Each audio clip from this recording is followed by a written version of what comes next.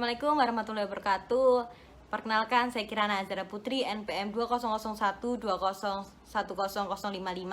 Di sini saya akan sedikit menjelaskan tentang proses perumusan strategi dan contohnya, guna untuk memenuhi tugas ujian akhir semester strategi operasi kelas E.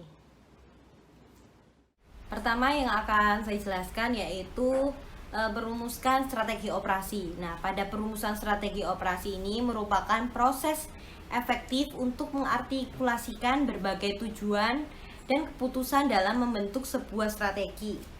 Nah, hal-hal yang harus dilakukan untuk merumuskan sebuah strategi operasional adalah yang pertama, menyelaraskan tujuan organisasi secara menyeluruh seperti merancang sebuah strategi bisnis. Kedua, yaitu menggunakan hasil dari strategi bisnis tersebut dalam menentukan posisi pasar serta strategi operasi. Dan yang ketiga, yaitu melakukan sebuah evaluasi bisnis, bisa dalam bentuk review pelanggan atau membandingkan tingkat kinerja perusahaan dengan pesaing, dan dapat juga menggunakan sistem ATM ya, amati, tiru, modifikasi.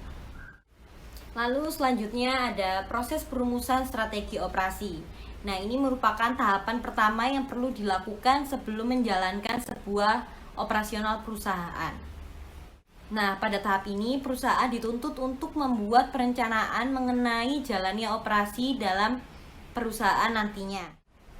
Nah, menurut Olsen dan Andy 1982 dan Farah Amelia 2020 menjelaskan bahwa terdapat 5 kategori untuk memahami proses perumusan strategi, yaitu yang pertama ada pernyataan misi dan tujuan. Nah, ini adalah visi misi perusahaan ya.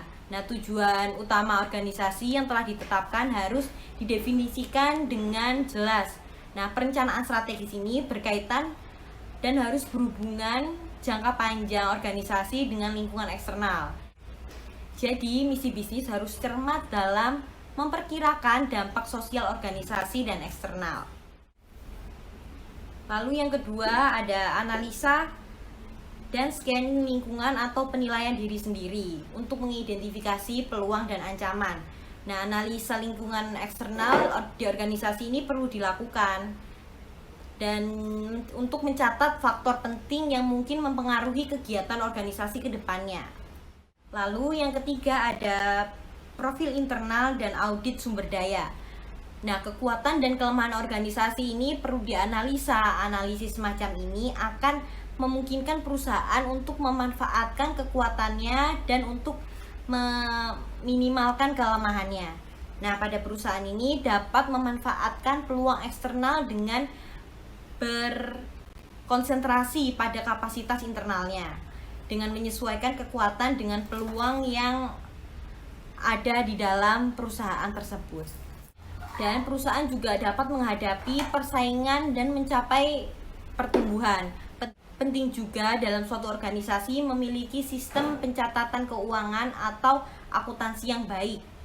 Bisa dipastikan jika alur pencatatan keuangan dalam suatu organisasi tidak baik, maka organisasi tersebut tidak akan bertahan lama. Mungkin teman-teman bisa menggunakan software akuntansi yang andal dan terpercaya. Contohnya ada Aquarte Online.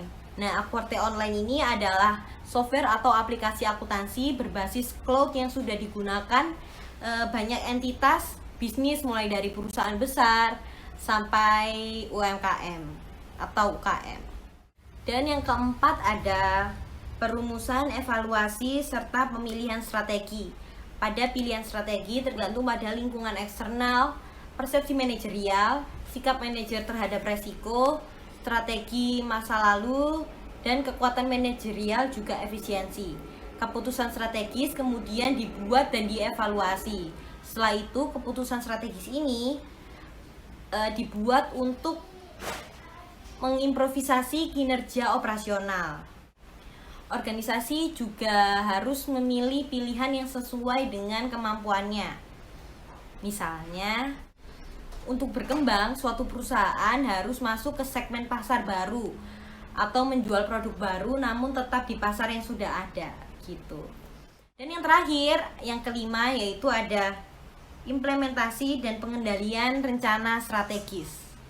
Setelah strategi ditentukan, strategi itu harus diterjemahkan atau diimplementasikan ke dalam rencana operasional. Program dan anggaran dikembangkan untuk setiap fungsi. Nah, pada rencana operasional jangka pendek disiapkan untuk menggunakan sumber daya secara efisien. Setelah 5 proses perumusan strategi itu, perusahaan atau organisasi juga harus mengontrol atau mengembangkan untuk mengevaluasi kinerja setiap strategi yang mulai digunakan. Maka, jika terhadap hasil aktual berada di bawah ekspektasi, strategi harus ditinjau atau dikaji ulang. Hal ini disesuaikan dengan perubahan di lingkungan eksternalnya. Nah, untuk memahami strategi bisnis organisasi pada strategi operasional, kita juga harus tahu serangkaian tujuan dalam organisasi atau perusahaan dan rencana kedepannya dan kebijakan yang bantu organisasi berhasil dalam persaingan pasar atau persaingan market. Nah, pada perencanaan strategis ini biasanya dikembangkan di tingkat komite eksekutif. Jadi contohnya pada CEO atau presiden, wakil presiden, para menteri atau staf-staf yang ada pada tingkat atas, dengan masukan utama dan iterasi dari setiap area fungsional. Lalu ke materi selanjutnya, yaitu peran penyelarasan strategi operasi, yaitu penyelarasan strategi dan tujuan bisnis dengan menggunakan sistem informasi yang digunakan oleh perusahaan untuk meningkatkan efisiensi, mengurangi biaya, meminimalisir hambatan untuk pendatang baru, meningkatkan hubungan dengan konsumen dan supplier, serta menciptakan produk dan solusi bisnis baru. Dengan mempertahankan keselarasan dari waktu ke waktu, proses perumusan strategi operasi untuk mencapai keselarasan dapat diselesaikan dalam 2 arah yang berbeda, yaitu yang paling umum perusahaan mulai dengan persyaratan pasar mereka dan kemudian menyelaraskan sumber daya untuk mencocokkan. Nah, paling tidak diantaranya adalah ketersediaan alat dan teknik praktis untuk mengklasifikasikan dan mengidentifikasi kebutuhan pasar yang dibutuhkan itu. Nah, arah penyelarasan ini juga sesuai dengan hierarki strategi top down tradisional atau keselarasan dari waktu ke waktu ini sendiri. Nah, sebagian besar organisasi sama fananya dengan orang-orang yang menciptakan dan menjalankannya. Mereka mungkin telah secara efektif menyelaraskan sumber daya operasional dan persyaratan pasar untuk mencapai keselarasan pada satu titik waktu. Nah, faktor lainnya seperti pergeseran makroekonomi dan fluktuasi nilai tukar memiliki pengaruh besar pada penghasilan organisasi. Dan untuk siklus keselarasan, dalam beberapa upaya ada beberapa siklus, yaitu siklus lambat, siklus standar, dan siklus cepat. Nah, siklus sumber daya harus mempengaruhi diverifikasi. Pada sejarah bisnis dipenuhi dengan contoh-contoh perusahaan seperti banyaknya kontraktor pertahanan yang mencoba untuk beralih dari pasar siklus lambat mereka sendiri ke pasar siklus menengah atau bahkan pasar siklus cepat yang tampaknya sangat menarik.